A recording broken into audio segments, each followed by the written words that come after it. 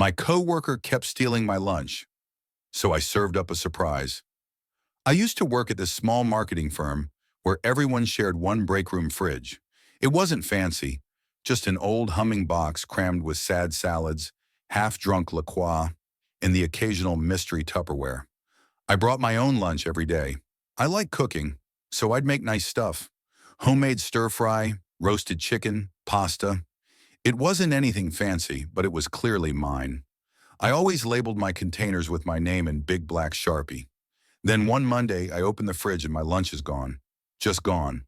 No note, no apology, nothing. I figured maybe someone grabbed it by mistake, so I let it slide. But then it happened again and again. By Wednesday, I was down 3 lunches and a good chunk of my patience. I asked around casually, "Hey, anyone see my lunch go missing?" Everyone suddenly got real interested in their phones, except for one person, Karen. She just smirked and said, "Maybe you're forgetting it at home," which was interesting because Karen sat 2 desks down from me and always seemed to have suspiciously similar lunches. The next day I did a little test. I brought a peanut butter sandwich, nothing fancy, just plain bread and peanut butter, and wrote "spicy Thai chicken" on the container. I wanted to see if the thief was reading labels or just grabbing at random. Guess what? It disappeared before noon. Karen ate it at her desk, complaining to someone on the phone that, "This chicken tastes weird." I almost lost it, so I decided to escalate, but not in a HR complaint way. No, this was going to be petty revenge. The following Monday, I made 2 lunches.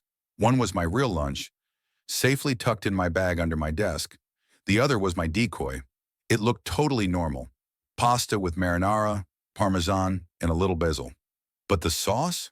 I mixed it with ghost pepper extract, the kind that comes with a warning label and gloves.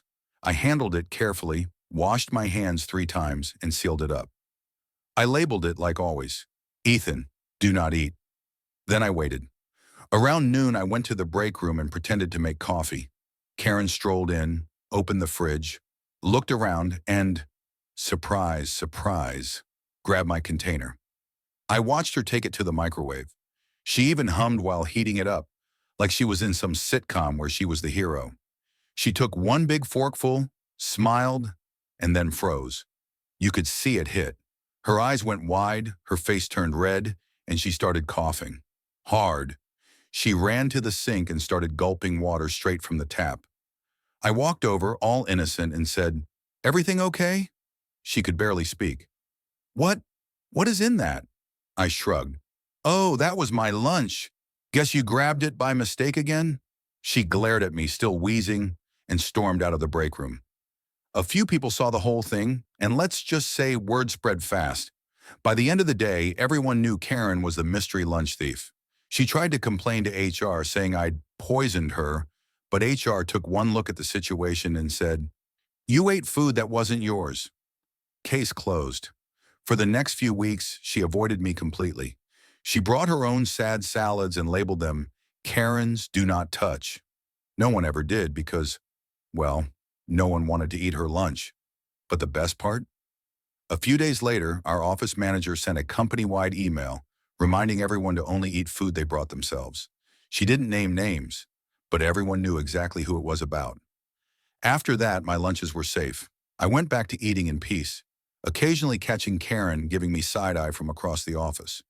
And before you ask, no, I don't feel bad. I didn't make her eat it. She made her own choices. If you're bold enough to steal someone else's food, you'd better be ready for a little heat. These days, anytime I put something in the fridge, I still label it. Not because I need to, but because I enjoy writing messages like, "Definitely not poison. Hope you like surprises," or "Free sample" for Karen. Funny thing though, no one's touched my lunch since.